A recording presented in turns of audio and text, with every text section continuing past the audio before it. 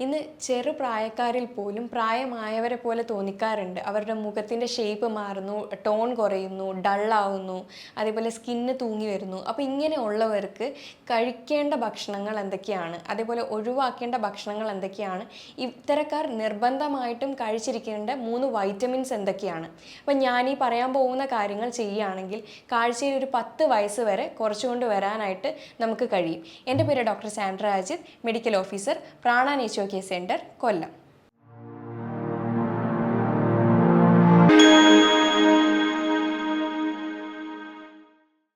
ഇന്നത്തെ ജനറേഷനിൽ ഒരുപാട് ആളുകൾ ഫേസ് ചെയ്യുന്ന ഒരു പ്രശ്നമാണ് പ്രായമില്ലെങ്കിൽ കൂടി പ്രായമായവരെ പോലെ തോന്നിക്കാൻ പല കാര്യങ്ങളുണ്ട്. അതായത് സ്കിന്നിൻ്റെ ആയാലും ഹെൽത്ത് ഭയങ്കര ടോൺ കുറയുക, ഡള്ളാവുക, പിഗ്മെൻറ്റേഷൻ കൂടുക, അതേപോലെ ചുളിവുകൾ കൂടുക, സ്കിന്ന് തൂങ്ങി ഇറങ്ങുക എന്നുള്ള ഒരുപാട് പ്രശ്നങ്ങൾ. അപ്പോൾ ഇത്തരക്കാർക്ക് കോൺഫിഡൻസ് ഭയങ്കര ലോ ആയിരിക്കും. കാരണം അവർക്ക് ചെറിയ ഏജ് ആണെങ്കിലും അവർക്ക് ഒരുപാട് ഏജ് ഉള്ളവരുടെ പക്വതയും അതേപോലെ മുഖത്തിൻ്റെ ആ ഒരു കാന്തിയും ഒക്കെ നഷ്ടപ്പെട്ടിരിക്കുന്ന ഒരു സമയത്ത് നമുക്ക് എങ്ങനെ ഇവർക്ക് ഇങ്ങനത്തെ ഒരു സിറ്റുവേഷനിൽ അവർക്ക് ഒരു 10 വയസ്സ് വരെ കുറച്ച് തോന്നിക്കാൻ എന്തൊക്കെ കാര്യങ്ങൾ നമുക്ക് വീട്ടിൽ തന്നെ ചെയ്യാമെന്ന് നോക്കാം. സാധാരണ ബോട്ടോക്സ് ട്രീറ്റ്മെൻറ്റോ കാര്യങ്ങളോ ഒന്നും എടുക്കാതെ തന്നെ വീട്ടിൽ തന്നെ നമുക്ക് എന്തൊക്കെ കാര്യങ്ങൾ ചെയ്യാം എന്നുള്ളത് നോക്കാം.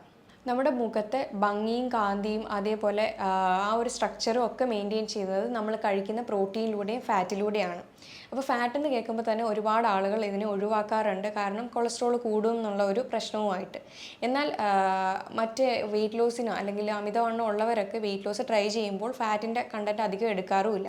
അപ്പോൾ ഇങ്ങനെയുള്ളവർക്ക് ആദ്യം ബാധിക്കുന്നത് തന്നെ അവരുടെ മുഖത്തിനെയാണ്.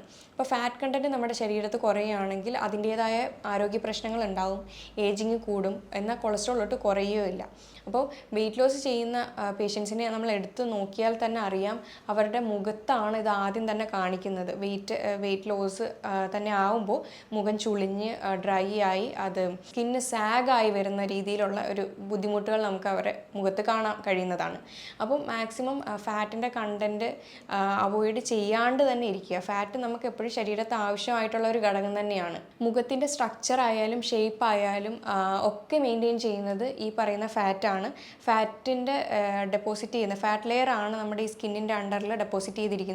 അപ്പോൾ ഫാറ്റിൻ്റെ അളവ് നമ്മുടെ ശരീരത്ത് കുറയുകയാണെങ്കിൽ അതും അവിടുന്ന് പോകാനായിട്ടും സ്കിന്ന് ചുളിയാനും അതേപോലെ ഡള്ളാകാനും ഒക്കെ ഉള്ള കാരണം അതാണ്.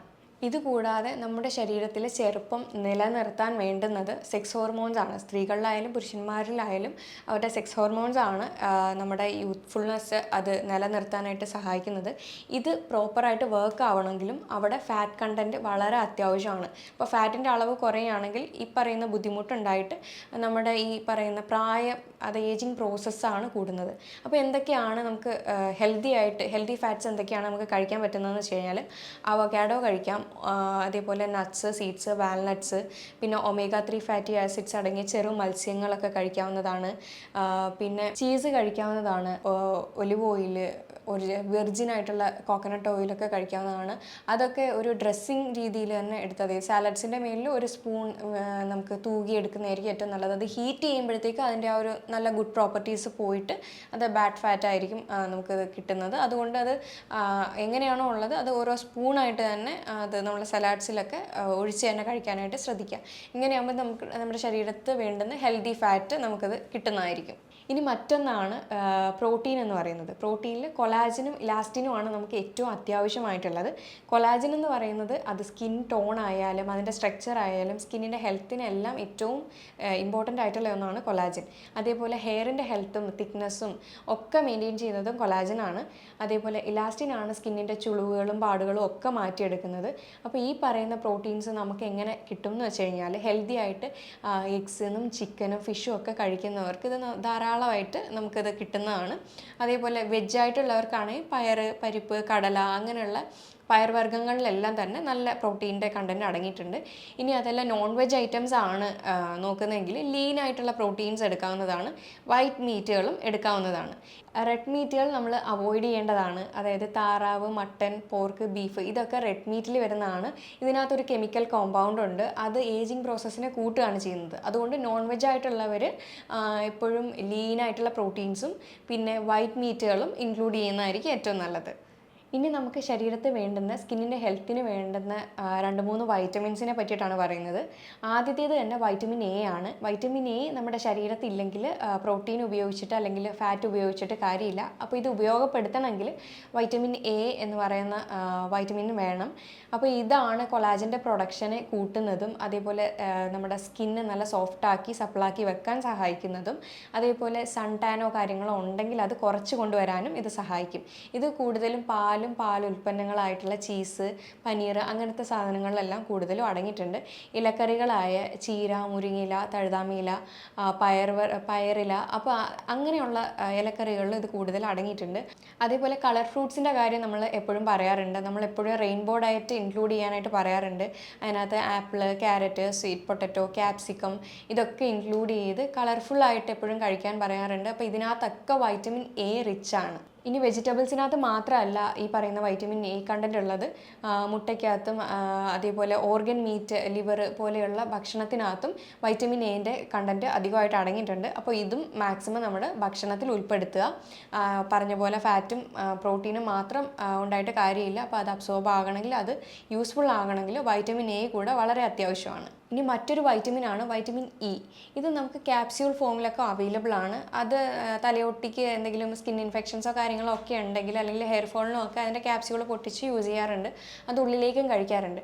ഇത് നമുക്ക് നാച്ചുറൽ സോഴ്സായിട്ട് തന്നെ വളരെ അവൈലബിൾ ആണ്. ഇത് നമ്മുടെ സ്കിന്നിൻ്റെ എലാസ്റ്റിസിറ്റിക്ക് ഏറ്റവും നല്ല ഒരു വൈറ്റമിൻ ആണ്. അതേപോലെ സെക്സ് ഹോർമോൺസ് അവിടെ ആക്ടിവേറ്റ് ആക്കി നിൽക്കണമെങ്കിൽ വൈറ്റമിൻ ഇയുടെ അത്യാവശ്യകത ഉണ്ട്. അപ്പോൾ അതുകൊണ്ട് വൈറ്റമിൻ ഇ ഡെയിലി ബേസിസ് തന്നെ സപ്ലൈ ചെയ്ത് കഴിഞ്ഞാൽ അത് അവിടെ ആക്ടിവേറ്റ് ആവുകയും ഈ പറയുന്ന യൂത്ത്ഫുൾനെസ് അവിടെ മെയിൻറ്റെയിൻ ചെയ്യാൻ, അതായത് ആ ഒരു പ്രായം നമുക്കവിടെ മെയിൻറ്റെയിൻ ചെയ്യാനായിട്ടും കഴിയും.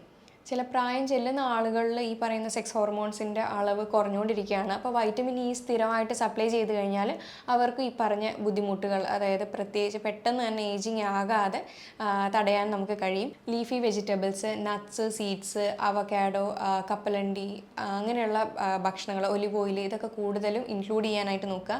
ഇത് കരളിൻ്റെ ഹെൽത്തിനായാലും സ്കിന്നിൻ്റെ ഹെൽത്തിനായാലും ഓരോ കോശങ്ങളുടെ ഹെൽത്തിനായാലും ഏറ്റവും നല്ല ഒരു വൈറ്റമിനാണ് വൈറ്റമിൻ ഇ എന്ന് പറയുന്നത്. ഇനി മറ്റൊരു വൈറ്റമിനാണ് വൈറ്റമിൻ സി. വൈറ്റമിൻ സി അടങ്ങിയത് കൂടുതൽ സിട്രസ് ഫ്രൂട്ട്സിലാണ്. നമുക്കറിയാം ഓറഞ്ച്, ആംല, ഗുവ, ലെമൺ ഇതൊക്കെ കഴിക്കുന്നത് ഏറ്റവും നല്ലതാണ്.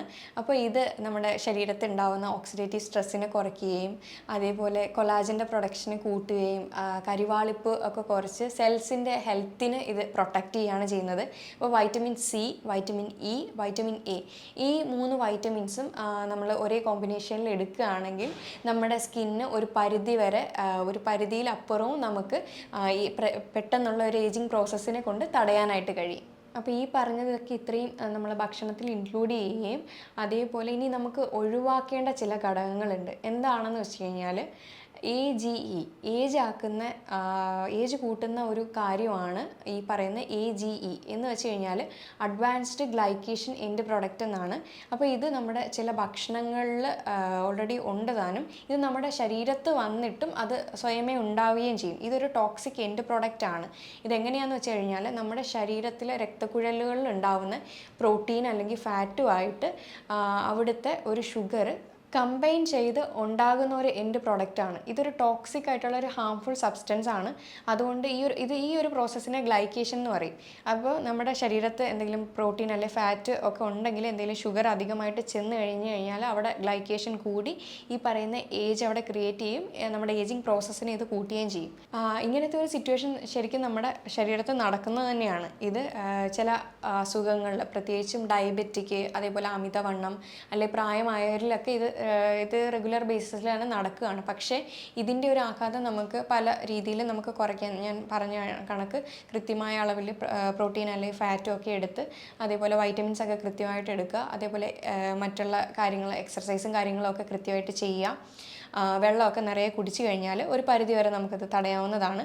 അപ്പോൾ ഈ പറയുന്ന ഇപ്പോൾ നമ്മൾ ഡയബറ്റിക് പേഷ്യൻസ് എടുത്തു കഴിഞ്ഞാൽ തന്നെ നമുക്കറിയാം അവർക്ക് കൂടുതലും ഷുഗർ അവരുടെ ബ്ലഡ് കണ്ടൻറ്റിലുണ്ട്. അപ്പോൾ അത് കൂടുതലും പോയിട്ട് പ്രോട്ടീൻ അല്ലെങ്കിൽ ഫാറ്റുമായിട്ട് ബൈൻഡ് ചെയ്ത് ഈ പറയുന്ന ഏജിങ് പ്രോസസ്സ് കൂട്ടും. ഷുഗർ പേഷ്യൻസിനെ ഒക്കെ എടുത്തു കഴിഞ്ഞാൽ തന്നെ അറിയാം അവരുടെ പ്രായത്തെക്കാളും പ്രായം അവരുടെ മുഖത്ത് തോന്നിക്കും. കാരണം മെയിനായിട്ട് ഈ പറയുന്ന AGE അവിടെ സംഭവിക്കുന്നത് കൊണ്ടാണ്. AGE ഇനി ഉള്ള ഫുഡുകൾ എന്തൊക്കെയാണ് എന്തൊക്കെയാണെന്ന് വെച്ച് കഴിഞ്ഞാൽ ഇതിപ്പോൾ നമ്മുടെ ശരീരത്തിൽ ചെന്നുണ്ടാവുന്നതാണ്. ഇനി ഇത് പൊതുവേ ഉള്ള ഫുഡുകൾ തന്നെ പ്രത്യേകിച്ച് നമുക്ക് പുറത്തുനിന്ന് നമ്മളത് കഴിക്കുന്നുമുണ്ട്. അതായത് പ്രോട്ടീനും മധുരവും കൂടെ അധികമായിട്ട് ചേർക്കുന്ന പല ഭക്ഷണങ്ങളുണ്ടല്ലോ. ഐസ്ക്രീം, അതേപോലെ പേസ്ട്രീസ്, പിന്നെ അധികമായിട്ട് വരുന്ന ആ ഒരു മധുരവും ഉപ്പും കൂടെ എരിവും ഒക്കെ കൂടെ വരുന്ന ചില സോസുകൾ, അങ്ങനെയുള്ള സാധനം, മയോണൈസ്, ഇങ്ങനെയുള്ള ഭക്ഷണങ്ങൾ അധികമായിട്ട് കഴിക്കുന്നവർക്ക് പെട്ടെന്ന് ഏജ് ആവാറുണ്ട്. അതേപോലെ ഹൈ ടെമ്പറേച്ചറിൽ കുക്ക് ചെയ്ത ഭക്ഷണങ്ങളുണ്ട്, ഗ്രിൽഡ്, റോസ്റ്റ്, ഫ്രൈഡ്, അങ്ങനെയുള്ളത് അത് കണ്ടിന്യൂസ് ആയിട്ട് കഴിക്കുകയാണെങ്കിൽ ഈ പറയുന്നവർക്ക് ഏജിങ് പ്രോസസ്സ് പെട്ടെന്ന് തന്നെ കൂടാറുണ്ട്. ഇങ്ങനെ വരുമ്പോഴാണ് നമ്മുടെ ശരീരത്ത് ഓക്സിഡേറ്റീവ് സ്ട്രെസ്സിൻ്റെ അളവ് കൂടിയിട്ട് പെട്ടെന്ന് ഏജിങ് ഉണ്ടാവാനും, ഇത് കണ്ടിന്യൂസ് കഴിച്ചുകൊണ്ടിരുന്ന് ഒരു ശ്രദ്ധയില്ലാതെ കഴിച്ചുകൊണ്ടിരിക്കുമ്പോഴാണ് നമ്മുടെ ജീവിതശൈലി രോഗങ്ങളിലേക്ക് ഇത് വഴിതിരിച്ചു വിടുന്നതും അവിടെ നിന്ന് ഇത് ഓക്സിഡേറ്റീവ് സ്ട്രെസ്സും കാര്യങ്ങളൊക്കെ കൂടി ഇത് ക്യാൻസറിലേക്ക് തന്നെ മാറുന്നതിൻ്റെ മറ്റ് പല കാര്യങ്ങളും ഈ പറയുന്ന ഏജ് കൊണ്ട് തന്നെയാണ്. ഇതുകൂടാതെ ഏജിങ് ആക്കുന്ന മറ്റ് പല കാരണങ്ങളാണ് സ്ട്രെസ്സ്, ആങ്സൈറ്റി, ടെൻഷൻ, ഇങ്ങനെയുള്ള പല കാരണങ്ങളും നമുക്ക് ഏജിങ് പ്രോസസ്സ് കൂട്ടാനുള്ള കാരണങ്ങളാണ്. അതേപോലെ ആൽക്കഹോളിൻ്റെ ഉപയോഗം, സ്മോക്കിംഗ് ചെയ്യുന്നവരാണെങ്കിൽ അതൊക്കെ സ്റ്റോപ്പ് ചെയ്യുന്നത് നല്ലതാണ്. അതേപോലെ നൈറ്റ് ഹെവി ആയിട്ടുള്ള ഭക്ഷണങ്ങൾ കഴിക്കുന്നവർക്കും ഈ പറയുന്ന ബുദ്ധിമുട്ട് കാണുന്നുണ്ട്. അവർക്ക് ഡൈജഷൻ്റെ ഇഷ്യൂ വരികയും അത് ഏജിങ് പ്രോസസ്സ് കൂട്ടാനുള്ള കാരണമാണ്. ഹെൽത്തിനെ തന്നെ അത് ബാധിക്കുന്നുണ്ട്. അതേപോലെ കൂടുതലായിട്ട് ഷുഗർ കണ്ടൻറ്റ് അടങ്ങിയ ഭക്ഷണങ്ങൾ കഴിക്കുന്നവർക്കും ഏജിങ് പ്രോസസ്സ് കൂടുന്നുണ്ട്. ഷുഗർ കണ്ടൻറ്റ് അധികമായിട്ട് ചെല്ലുമ്പോഴാണ് ഈ ഗ്ലൈക്കേഷൻ നടക്കുന്നതും ശരീരത്ത് ഏജിങ് പ്രോസസ്സ് കൂടുന്നതും. അതേപോലെ മറ്റ് 2 കാര്യങ്ങളെന്ന് വെച്ച് കഴിഞ്ഞാൽ ദിവസം 3 ലിറ്റർ വെള്ളം അടുപ്പിച്ച് തന്നെ കുടിക്കാനായിട്ട് ശ്രദ്ധിക്കുക. അതേപോലെ ഇമ്പോർട്ടൻ്റ് ആണ് ഉറക്കം. അതേപോലെ ഇമ്പോർട്ടൻ്റ് ആണ് എക്സർസൈസ് ചെയ്യുന്നതും. എക്സർസൈസ് ഡെയിലി ബേസിസിൽ ചെയ്ത് കഴിഞ്ഞാൽ ഈ പറയുന്ന ബുദ്ധിമുട്ടുകളൊന്നും നമുക്ക് പെട്ടെന്ന് ബാധിക്കത്തില്ല. ഏജിങ് പ്രോസസ്സ് ആയാലും ഇപ്പോൾ നമുക്കത് മുഖത്തിനെ തന്നെയാണ് ബാധിക്കുന്നതെന്നുണ്ടെങ്കിൽ നമുക്കത് ഒരുപാട് ഫേഷ്യൽ എക്സസൈസും കാര്യങ്ങളും ഒക്കെ ചെയ്യാവുന്നതാണ്. അത് നമ്മുടെ മുഖത്തിൻ്റെ ആ കവിള് ചൊട്ടുന്ന ഒരു ബുദ്ധിമുട്ടുകളും കാര്യങ്ങളൊക്കെ അതിനകത്ത് തന്നെ മാറുന്നതാണ്. അതേപോലെ തന്നെ ഭക്ഷണ കാര്യങ്ങളിലും ശ്രദ്ധിക്കേണ്ടതാണ്. ഇത്രയൊക്കെ ചെയ്ത് കഴിഞ്ഞാൽ തന്നെ നമുക്ക് കാഴ്ചയിൽ ഒരു 10 വയസ്സ് വരെ കുറച്ച് തന്നെ കൊണ്ടുവരാനായിട്ട് കഴിയും. ഞാൻ ഈ പറഞ്ഞ കാര്യങ്ങളിൽ എന്തെങ്കിലും ഡൗട്ട് ഉണ്ടെങ്കിൽ താഴെ തന്നിരിക്കുന്ന നമ്പറിൽ കോൺടാക്റ്റ് ചെയ്യാവുന്നതാണ്. ഇനി മറ്റൊരു ഹെൽത്ത് ടോപ്പിക്കുമായിട്ട് വീണ്ടും കാണാം. താങ്ക്